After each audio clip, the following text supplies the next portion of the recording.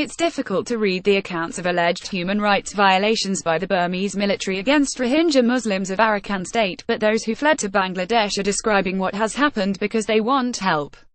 They want the world to act. It is now 7 weeks since this crisis began and the European Union has done absolutely nothing to pressure Burma Army head Senior General Min Aung Hlaing and his military to stop its campaign of what the United Nations has described as a textbook example of ethnic cleansing against the Rohingya. When European Union foreign ministers meet today, this must change. Since the 25th of August, when Min Aung Hlaing used attacks on police posts by Rohingya insurgents as a pretext for launching its counter-insurgency campaign, Burma has been experiencing its worst human rights crisis in decades. More than 500,000 Rohingya have fled to neighboring Bangladesh, and human rights organizations estimate hundreds more have been killed. This exceptional situation requires an exceptional response, but to date the response of the European Union has been nothing more than a couple of weak statements by the EU External Action Service that didn't even use the word Rohingya for fear of offending the government of Burma.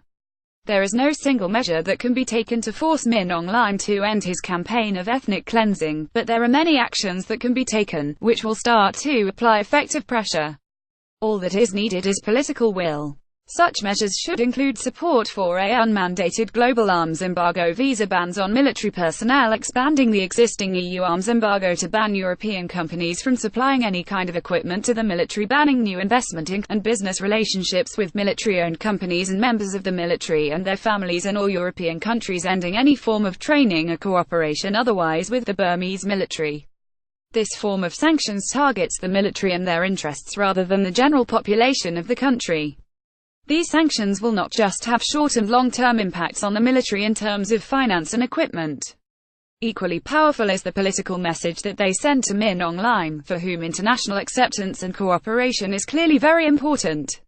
It is important to avoid the kind of mistakes made in the previous implementation of sanctions on Burma by the EU.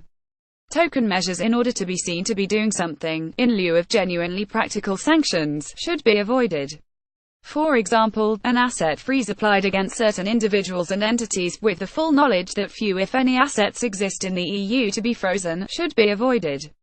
Nor will a decades-long, slow and incremental increase in sanctions be effective. Sanctions must not simply be applied as a slap on the wrist after an atrocity. They must go hand-in-hand with a comprehensive diplomatic strategy to pressure the military to agree to change.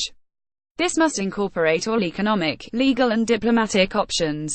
The European Union must also make it clear to State Councillor Aung San Suu Kyi and the government of Burma that future cooperation and support is conditional on an end to the policy of lying about the situation and denying human rights violations are taking place, ending policies oppressing the Rohingya and lifting all restrictions on humanitarian aid to everyone in Arakan state and the rest of the country. The international community, including the European Union, has failed the Rohingya. Hundreds of thousands of the Muslim minority, many of them children, have paid the price. For too many, that price has been a life. On the 16th of October this must start to change. The European Union must use every tool at its disposal to try to pressure Min Aung Hlaing to halt this campaign of ethnic cleansing. Everything that can be done must be done. Too often after past atrocities the world has said never again, only to allow atrocities to happen again. The European Union has failed to act effectively to prevent this current atrocity. Even as repression of the Rohingya increased since 2012, the EU lifted sanctions and embraced the military, giving Min Aung Hlaing red carpet tours of European capitals. It is not too late to act to try to prevent further atrocities. Lives depend on it. Failure to act will send a clear message to Min Aung Hlaing that as far as the EU is concerned, when it comes to ethnic cleansing, Europe's response is, yes, on our watch. Mark Farmaner is director of Burma Campaign UK. The views expressed here are his own.